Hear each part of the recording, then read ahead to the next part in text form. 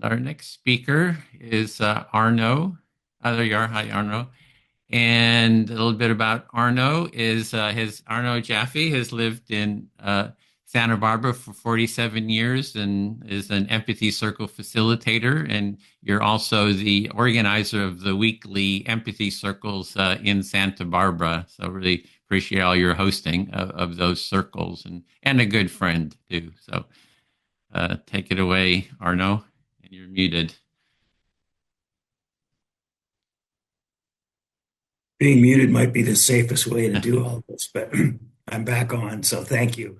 Um, Welcome, everybody. I'm really greatly appreciative for your opportunity to share and for everything that I've heard.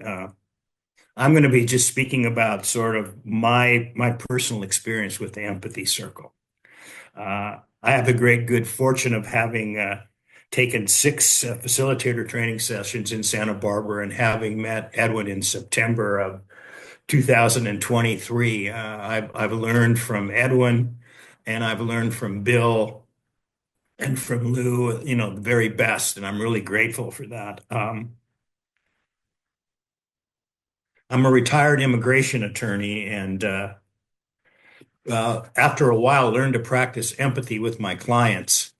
In business, I would somebody would come in, they'd tell me two or three sentences, and I'd already be going into I can, well, you can do this, or you can do that, or you can do this, and I realized that I wasn't giving them an opportunity to tell me a little bit about themselves and for me to just listen and rather than go into problem solving. And that really helped. It's a process that allowed me to give back to my clients before we really started any interactions. Um, and that really helped. I also practiced NVC before I started doing the empathy circles. I had a son in his 30s who had addiction problems, and I realized that if I could get him to come back home, that I had to learn a whole new way of thinking, being, acting, and doing for my son, and being able to say, "What are you feeling and what are you needing?" was much better than saying, "How you doing?" And what are you feeling and what are you needing are at the basis of what goes on in an empathy circle. What I found in my experiences here in Santa Barbara, and if I sound woo-woo, it's because I am woo-woo, that I hear the divine speaking through people in circles. Uh, the everyday knowledge and wisdom and heart and hope of people comes out when they're in that circles, and it's really, really, really powerful. Uh, People who are strangers become intimate in the short period of time that you're in the circle, and that's also powerful. I learn more and feel closer to people that I'm listening to and speaking to in a in a in a circle than all the things that are happening in my normal life. And also, that people somehow hear things and then say things that they haven't said before when they're in the circle than they are in their regular life. And I think that speaks to the how powerful these are.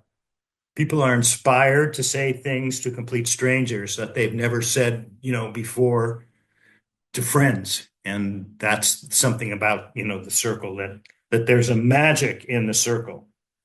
They tap into an energy source that we all have that's quite extraordinary. The speaker finds clarity and courage, knowing that he'll be listened to without judgment, opinion, or advice. Um, Being heard is one of the greatest universal needs that we all have, and the circle provides a formalized way of being able to do that.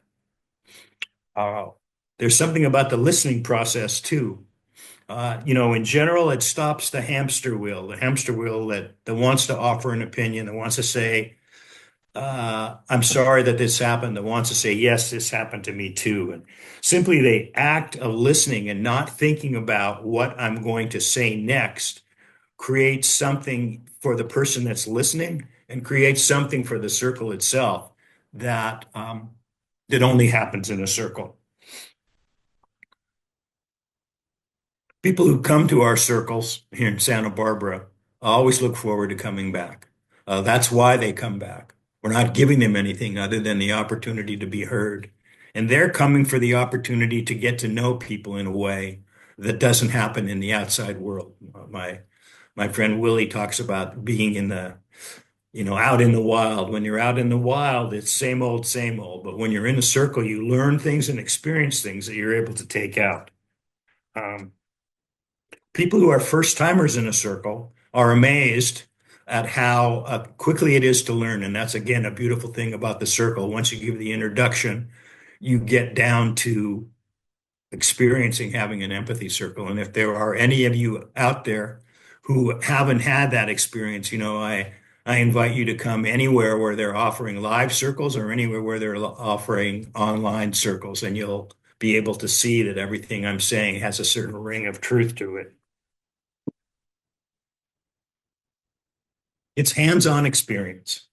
And my own experience has been for people that are new, how it's amazing how fast people pick it up. Uh, in Santa Barbara, we took it out into the community. We went to State Street, where most people were just too busy going back and forward on their shopping experiences. But at the end, those of us that were there sat in our own circle. And one young girl came riding up on her bicycle and said, what are you doing here? It looks kind of interesting. And we invited her to sit down, and she participated in our empathy circle. Uh, we went to UCSB and talked to the students.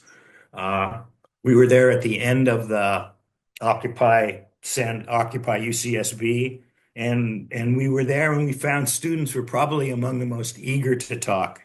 There are people that are talking about loneliness, homesickness, stress in school, uh, and it often brought tears to the eyes of these students to be able to just speak and have something go out of them into the world.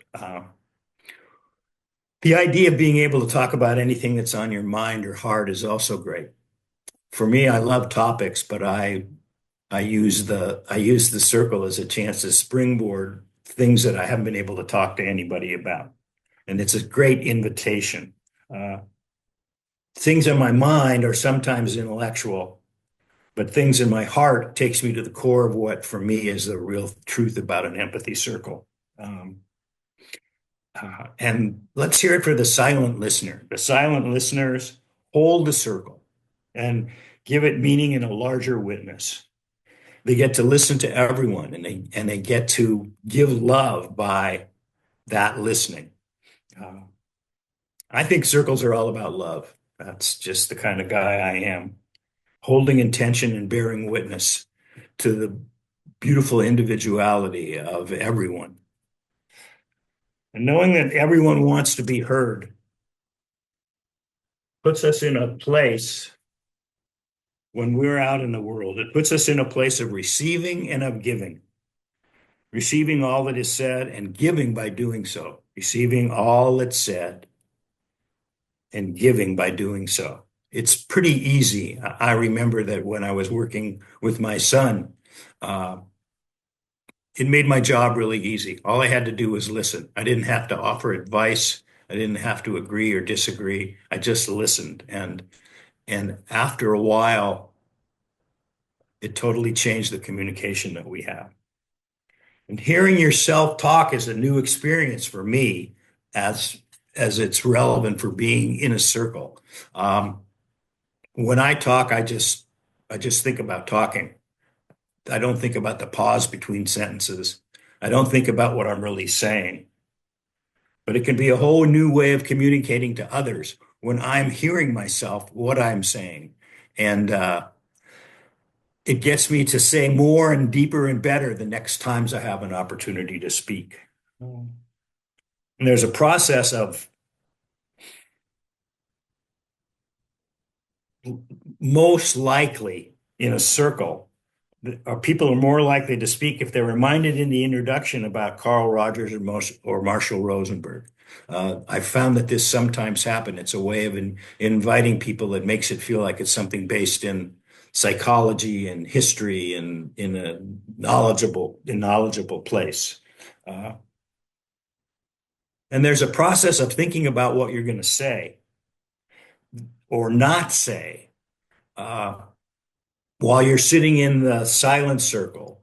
Uh, it also proves to make the quiet intensity of what we're doing so focused and so wonderful.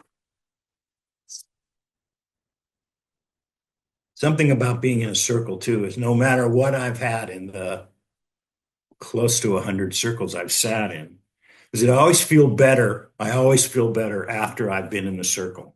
Uh, that feeling is absolutely real. And I know that any of you that have been in circle know that it's true. Uh, it's undescribable. And I love the truths in my life that are undescribable, but real, um, leading to mutual empathy. As it spreads, it is a give and give process, not a give and take process. There's no taking in an empathy circle. Uh, you can practice this outside of the formal circle. I've done this by asking people if they like to practice a little reflective listening. And I give them a brief example. And that's one of the ways that I bring it to the outside world, to my friends, to my colleagues, to my closest and closest intimates in the world. A little while back, I was asked by somebody that comes to the circles in Santa Barbara if I'd do a circle with with her and her two sons. What led to it was that the kids had been particularly argumentative with each other in the back seat while she was driving somewhere, and she could hear them going at it, but she didn't really know how she was going to be able to help them deal with it. When we started the circle, the boys who are 17 and 15, were just busting up. The fact that we were practicing speaking and listening, their mom and I, was something that they just found irresistibly funny. But as they began to stop giggling, they proved to be really excellent at what they were doing. And at the end, were even able to get at the heart of what they were fighting about. One brother explained what the problem was, why he was so upset. And when hearing that, the other brother apologized, and that got him. Being in an empathy circle is like Johnny Appleseed for everybody that's involved. We touch each other and we take that out into the world because we're changed in how we talk and how we listen. Um, when we're in circles in Santa Barbara, sometimes we debrief at the end before we go back to the larger group, and that's always fun. You just sort of ask, well, how was it for you? And then people will often critique in a positive way what they've experienced in it. When know how great you are. That's been great. And I just conclude by saying when life gets lifey, which it often does, practice empathy. Thank you all for listening. Well, thank you, Arno. It always warms my heart just to hear you speak. It just about your personal experience. It's always so moving and so touching. So thank you for that. Thanks, Um, Edward.